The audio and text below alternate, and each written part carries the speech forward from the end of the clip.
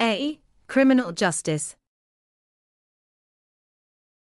The state prosecutes those charged with a crime. The police investigate a crime and may apprehend suspects and detain them in custody.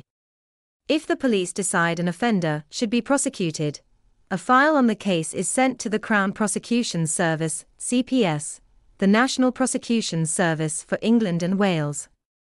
The CPS must consider whether there is enough evidence for a realistic prospect of conviction, and if so, whether the public interest requires a prosecution. They can decide to either go ahead with the prosecution, send the case back to the police for a caution, or take no further action. Criminal proceedings can be initiated either by the serving of a summons setting out the offence and requiring the accused to attend court, or, in serious cases, by a warrant of arrest issued by a magistrate's court. Lawyers from the CPS may as public prosecutors. The Criminal Defence Service provides legal aid, which funds the services an independent day solicitor, who represents the accused in the police station and in court. However, at the end of a Crown Court case, the judge has the power to order the defendant to pay some or all of the defence costs. B. Categories of criminal offence. There are 3 categories of criminal offence. Summary offences, tried without a jury, are minor crimes only triable in the magistrate's court. Indictable offences are serious crimes, such as murder, which can only be heard in the Crown Court. The formal document containing the alleged offences, supported by faces, is called the indictment.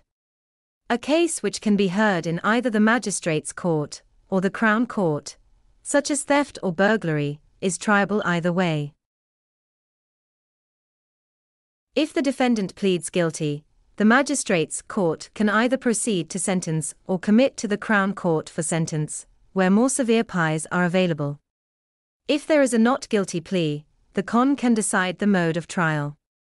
The person charged may request a trial by jury.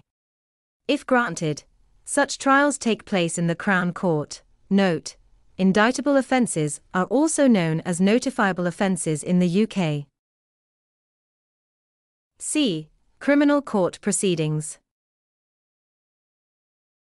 The English system of justice is adversarial, which means that each side collects and presents their own evidence and attacks their opponents by cross-examination.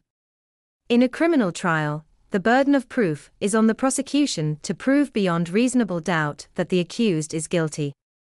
A person accused or under arrest for an offence may be granted bail and temporarily released. However, bail may be refused, for example, if there are grounds for believing then the accused would fail to appear for trial or commit an offence. In the Crown Court, there may be a preparatory hearing for a complex case before the jury is sworn in. Prior to the trial, there is a statutory requirement for disclosure by the prosecution and defence of material relevant to the case, for example details of any alibis, people who can provide proof of the accused's whereabouts at the time of the crime, or witnesses, people who may have seen something relevant to the crime. Once a trial has begun, the defendant may be advised by counsel to change his or her plea to guilty, in expectation of a reduced sentence. If, at the end of the trial, the court's verdict is not guilty, then the defendant is acquitted.